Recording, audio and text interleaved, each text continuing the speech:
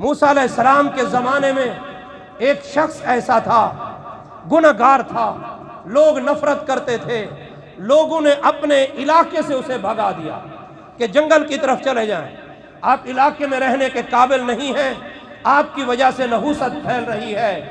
وہ بندہ جنگل کی طرف رواں دواں ہو گیا، بقیہ زندگی وہیں گزاری۔ جب موت کا وقت قریب آیا، زمین پہ لیٹا ہوا ہے، فریادیں کر رہا ہے، رو رہا ہے، گڑ گڑا رہا ہے، قریب کوئی بندہ نہیں کھڑا، کوئی پانی دینے والا نہیں، کوئی منہ صاف کرنے والا نہیں۔ التجا کرتا ہے، اے باری تعالیٰ اگر تو مجھے بخش دے تو کیا تیری شان میں کوئی کمی واقع ہوگی؟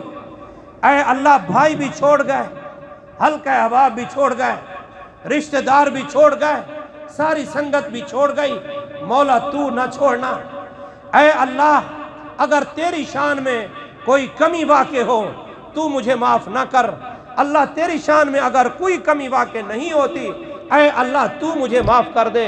اے اللہ سب نے چھوڑا تو نہ چھوڑ، اے اللہ تیری بارگاہ میں جھکا ہوا ہوں۔ یہ الفاظ کہہ رہا تھا، اللہ نے توبہ کی توفیق عطا فرمائی۔ جب اس کی روح اس کے جسم سے جدا ہوئی، اللہ پاک نے موسیٰ علیہ السلام سے فرمایا، اے موسیٰ اپنی قوم والوں کو اعلان کرو کہ ہمارے ایک دوست کا انتقال ہو گیا ہے اور وہ جنگل میں پڑا ہوا ہے، جاؤ اس کی تدفین کرو، اسے غسل دو اور لباس پہناؤ، کفن پہناؤ، نماز جنازہ اس کی پڑھاؤ۔ جو بندہ اس کی نماز جنازہ میں شرکت کرے گا میں سب کے گناہوں کو معاف فرما دوں گا۔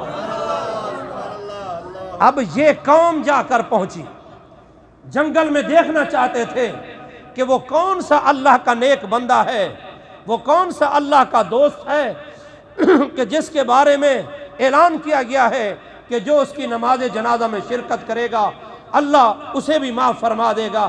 لوگوں نے جا کر دیکھا، موسیٰ علیہ السلام سے کہنے لگے، اے موسیٰ یہ تو وہی گنہگار ہے، یہ کب ولی بنا؟ اس کے بارے میں آپ کو کہا گیا ہے اپنے رب سے رابطہ کرو، رب سے پوچھو کوئی اور تو نہیں ہے۔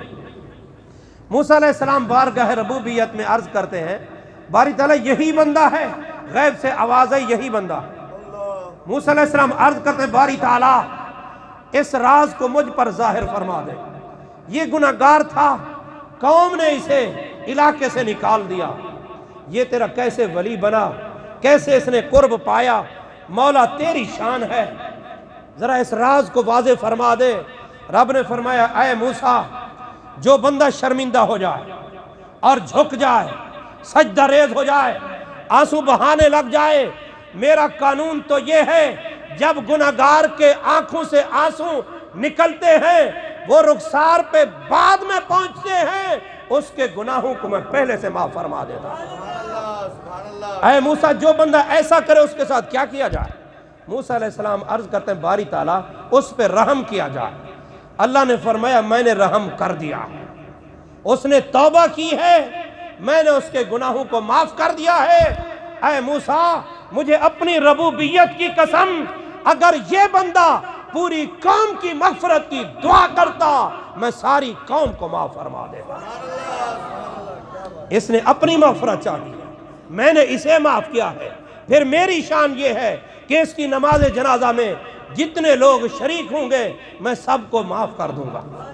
رب نے فرمایا، اے موسیٰ یہ شخص گنہگار تو تھا مگر گناہوں پہ قائم نہ رہا، گناہ کرتا تھا، آخر میں شرمندہ ہو گیا تھا، یہ جھک گیا تھا، اس نے آنسو بہائے تھے۔